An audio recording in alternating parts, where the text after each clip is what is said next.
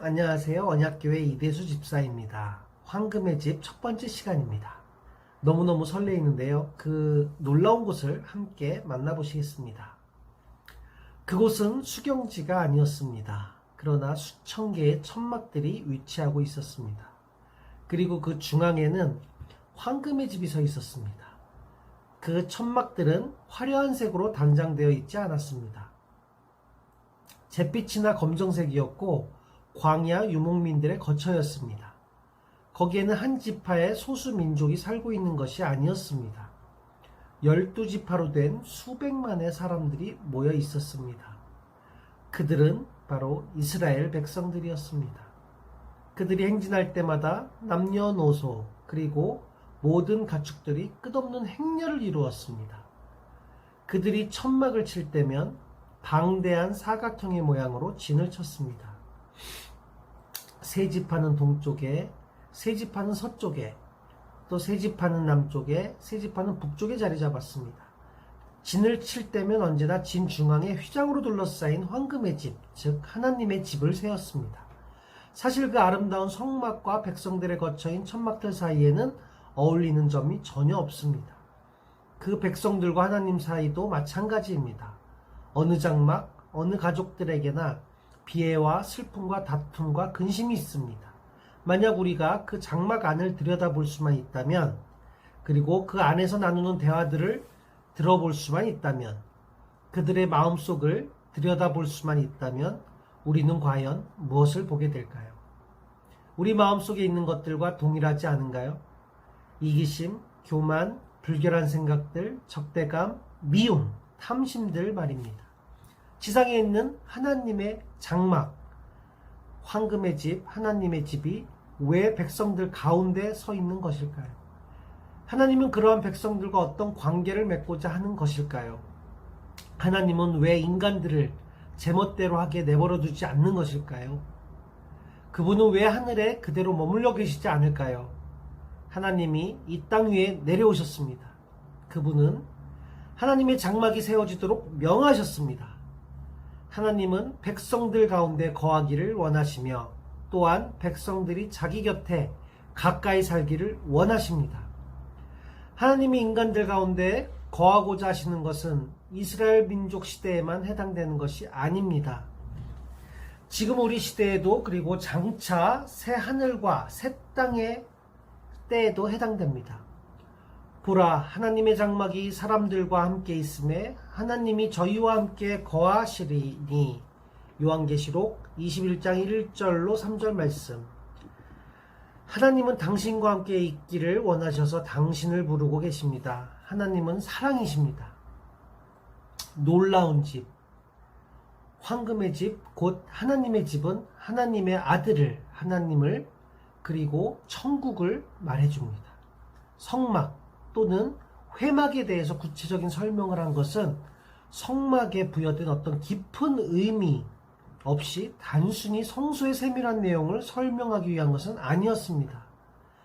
성막의 정확한 치수, 무게, 그리고 재료를 상세히 기록하는 데 성경에 여러 장을 할애한 것은 무엇 때문이겠습니까? 성막은 그 설계 안에 하나님의 뜻이 반영되어 있으며 천국의 영광과 황금성과 새 예루살렘의 영광을 말해줍니다. 성막에 있는 것들은 하늘나라에 있는 것들의 모형이라고 히브리서 9장 23절로 24절에서 밝히고 있습니다. 그러면 하늘나라 중심은 무엇일까요? 그것은 놀라우신 하나님의 아들, 그 안에 모든 부와 영광이 충만한 우리 주 예수 그리스도이십니다. 그분은 영원부터 영원까지 하나님 뜻의 중심입니다.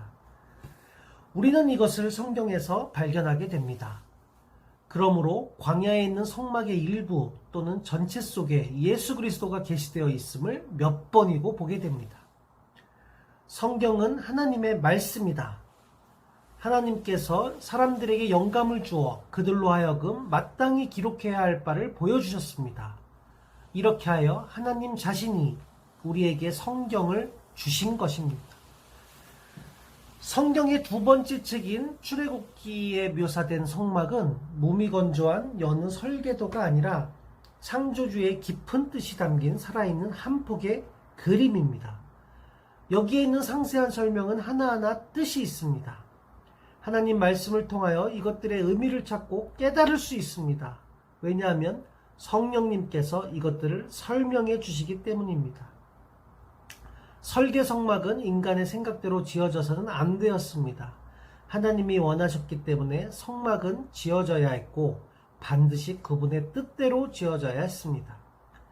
내가 그들 중에 거할 성소를 그들을 시켜 나를 위하여 짓되. 출애굽기 25장 8절 말씀.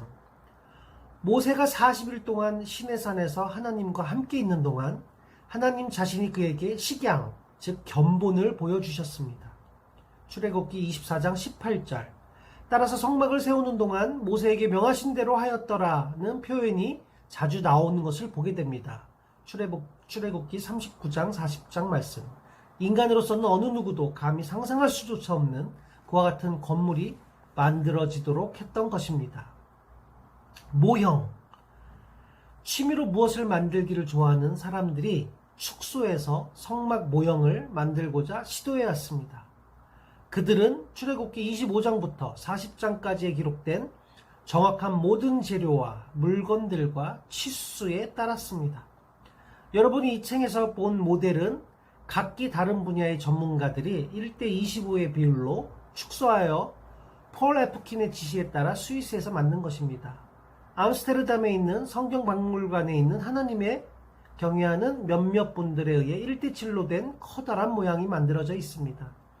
이 두 모형에는 진짜 은금이 사용되었습니다. 몇몇 모형을 비교해 볼 때 약간의 차이들이 있음을 봅니다.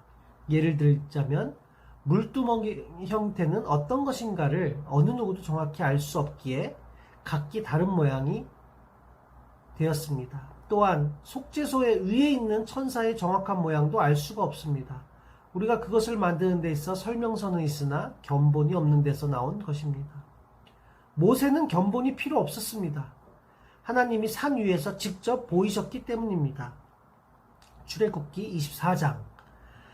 하나님은 우리에게 영적 의미가 없는 것들은 모두 생략하셨습니다. 그러나 우리가 성막을 통해 그분의 뜻을 아는 데 필요한 것들은 모두 가르쳐 주셨습니다. 아멘. 다음 시간에는 성막의 개관을 살펴보도록 하겠습니다. 다음 시간에 다시 만나 뵙겠습니다. 샬롬.